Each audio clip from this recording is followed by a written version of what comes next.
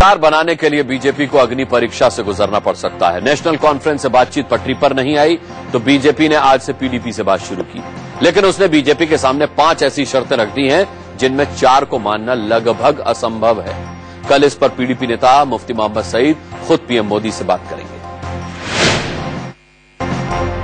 जम्मू कश्मीर से सबसे बड़ी खबर शाम को आई, जब राज्यपाल ने पीडीपी और बीजेपी को सरकार के मुद्दे पर चर्चा के लिए बुलाया।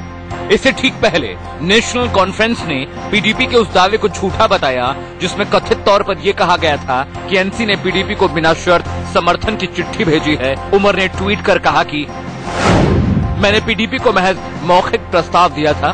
पीडीपी एनसी की तरफ से समर्थन की चिट्ठी मिलने की बात कहकर बीजेपी के साथ माइंड गेम खेल रही है, जबकि ऐसी कोई बात ही नहीं। कल तक उमर नेशनल कॉन्फ्रेंस और बीजेपी के बीच बातचीत का खंडन कर रहे थे, तो आज पीडीपी को लपेट लिया। दरअसल एनसी के खेमे में बेचैनी की सबसे बड़ी वजह पीडीपी नेता मुजफ्फर हुसैन बेग और बीजेपी नेता राम माधव के बीच की मुलाकात है। बीजेपी ने सरकार बनाने के लिए नेशनल कॉन्फ्रेंस के बाद अब पीडीपी का मन टटोलना शुरू कर दिया है। Discussions are at a very preliminary stage, whether we can come together, work together. Once that happens, then all other issues will be discussed. You must remember that we also have a big mandate in this state. We have secured highest number of votes. We have secured second largest number of seats. So we also have a mandate in this state. So we will work it out with our partners. Ram Madhav ने कहा कि PDP के साथ CM पद की दावेदारी पर कोई बात नहीं हुई है, लेकिन सूत्रों की माने तो मुख्यमंत्री पद पर बीजेपी की दावेदारी पीडीपी को किसी हाल में मंजूर नहीं। वहीं पीडीपी की शर्तों पर हाँ करना बीजेपी के लिए लगभग असंभव है। पीडीपी ने बीजेपी के सामने 5 बड़ी शर्तें रखनी है। इसके मुताबिक मुफ्ती मोहम्मद सईद 6 सालों के लिए मुख्यमंत्री होंगे। जम्मू कश्मीर में स्वशासन के प्रस्ताव को अहमियत दी जाए। शांत इलाकों में arm forces special power act हटाया जाए। अनुच्छेद 370 को और मजबूत किया जाए। बाढ़ प्रभावितों के पुनर्वास के लिए स्पेशल पैकेज का ऐलान हो।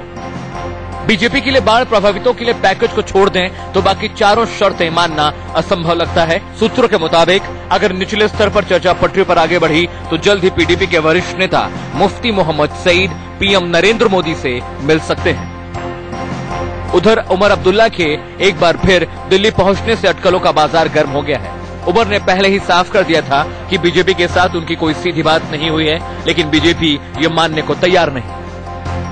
टीवी पर हमने ये देखा, लेकिन ऑप्शंस ओपन है। तो हमारे जिन लोगों ने चर्चा करनी है वो चर्चा कर रहे हैं और सारी बातें हैं। कुछ पब्लिक के लिए होती है बात, कुछ जो है रियलिटी होती है। इस प्रकार की बातें रहती हैं और किस बैकग्राउंड में उन्होंने कहा है वो कितना सही है ये मेरी जानकारी में नहीं है। उधर पीडीपी को बीजेपी के पाले में जाने से रोकने के लिए कांग्रेस पूरे जतन में जुट गई है।